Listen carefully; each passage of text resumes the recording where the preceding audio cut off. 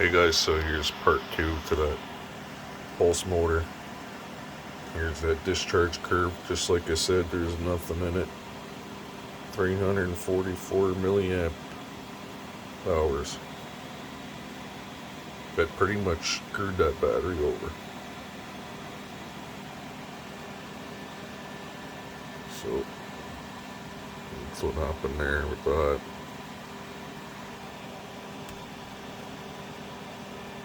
I've been repairing it here now though. It's been coming around.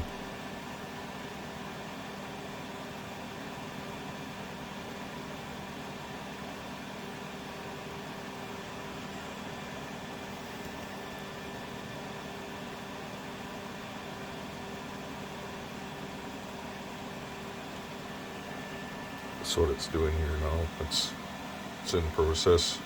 This was a discharge. With,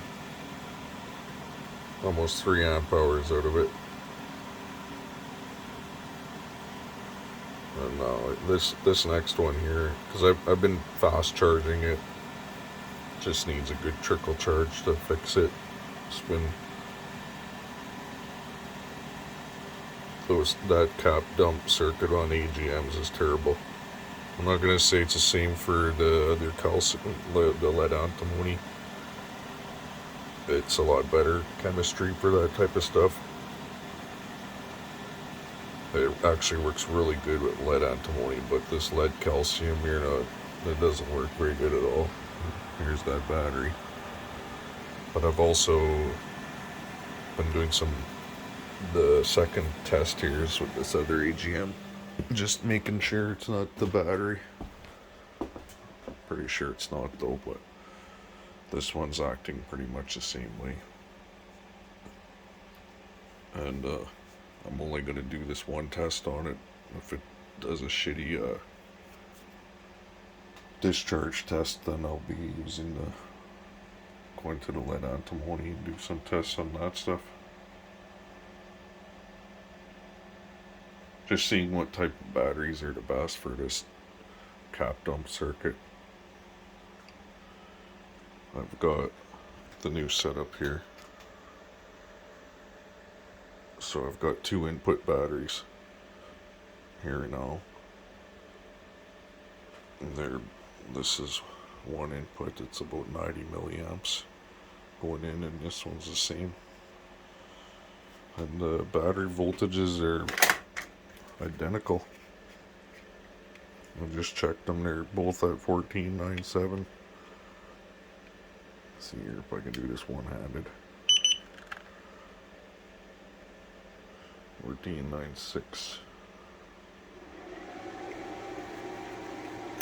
It's been running for quite a while already. Let's see if I can do this one too, one-handed or not.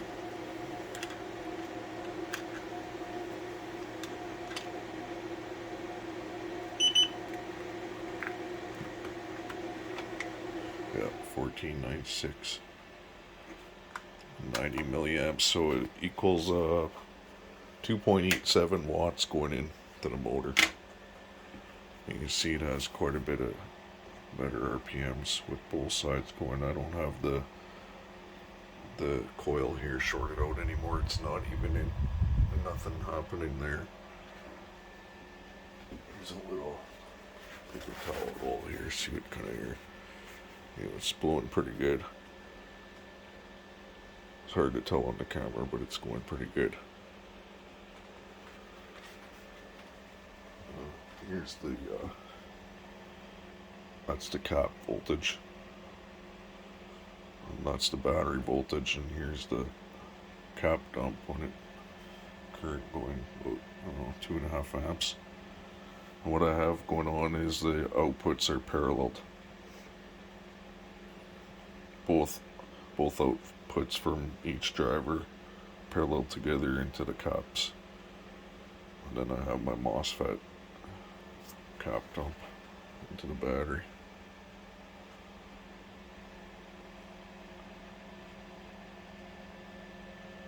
It pulses about 2.5 amps every 10 seconds or so.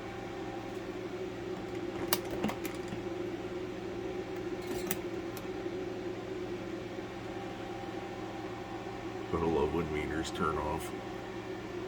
I always said if I want to turn my meter off, I'll turn it off myself.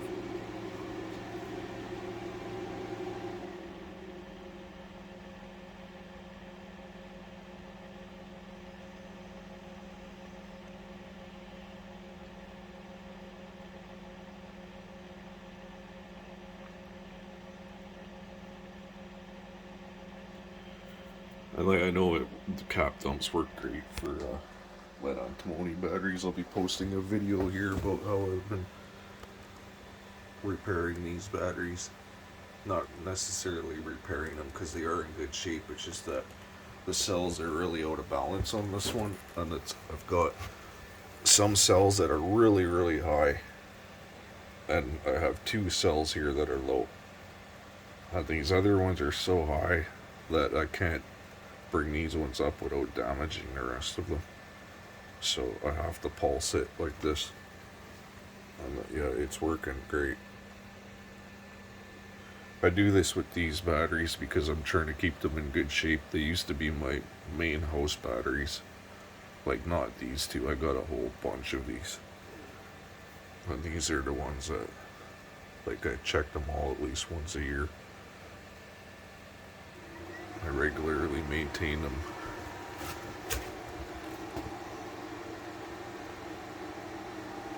And you know, like, you gotta, this is the only way to know.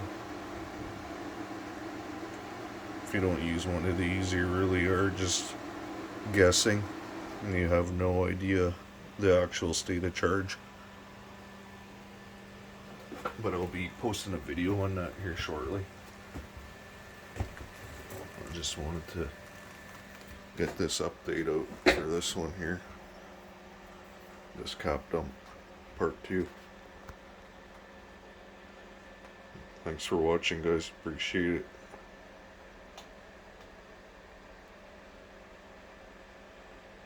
Another thing too I should say too is the motors are north-south magnets. That's what, like, these aren't monopoles. Monopoles, I don't know, I've never had one that really worked good, because the problem with a monopole, especially a Benini style monopole, is you're using a soft iron core and you're pulsing that magnet in one direction all the time. All the magnets on the wheel are facing usually north out. So what you're doing is you're making a permanent magnet out of your steel, and eventually it becomes magnetized permanently with a residual magnetism, which will fight you in the end.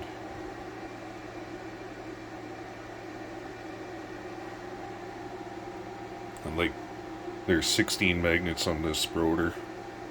The motor pulses 8 times, and it's off. Like, it turns on for one magnet, and the way, like, these ones work, both magnets actually get used, and then it's off for, you know, one cycle.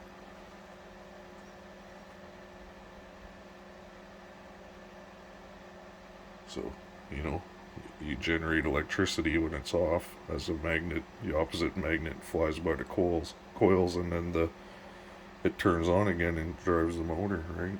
So when you have 2 sets of drive coils, then you can make it so it's constantly on.